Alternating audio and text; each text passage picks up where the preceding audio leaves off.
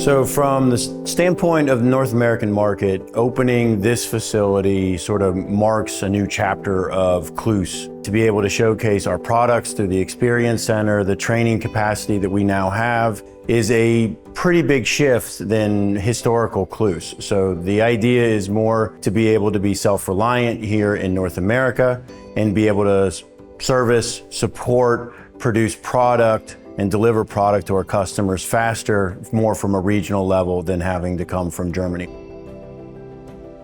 CLOOS's perception in North America is a lot of people don't know about us. Even me being a welding engineer and being in the industry for 25 years, I didn't know a lot about CLOOS before I got here. How it's changing? My job is to change that. We have marketing now, we have a sales team, we are really putting our foot down on social media to be able to be visible. One of the major mandates I've given to all the CLOOS people is be visible. Our biggest strength is we're a very unique company.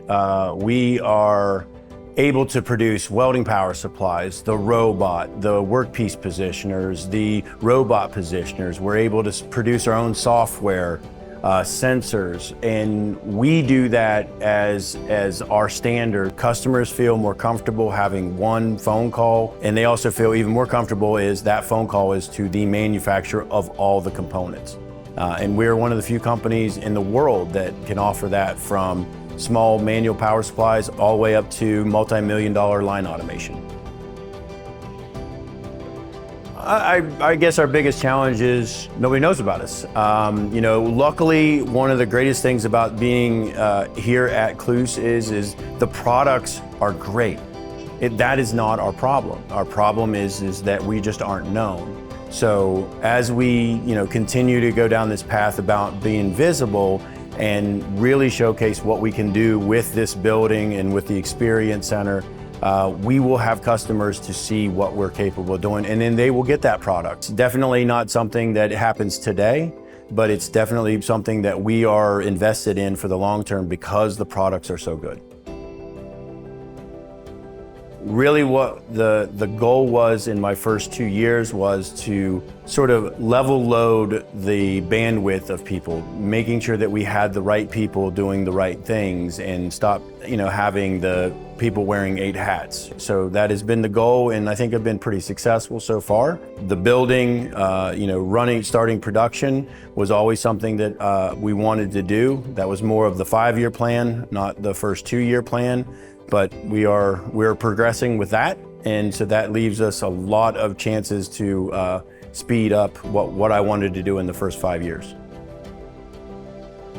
It's still wide open. We have this path that we're going down that is still to be determined. In the 5-year plan was to have a building and have production. Well, that turned out to be in the first 2 years. So, the next 3 years is wide open for us to be able to take these advantages that we were given by CLOOS Group, so that way we really can showcase who we are in North America, but as well as who we are as a core values of CLOOS Group worldwide.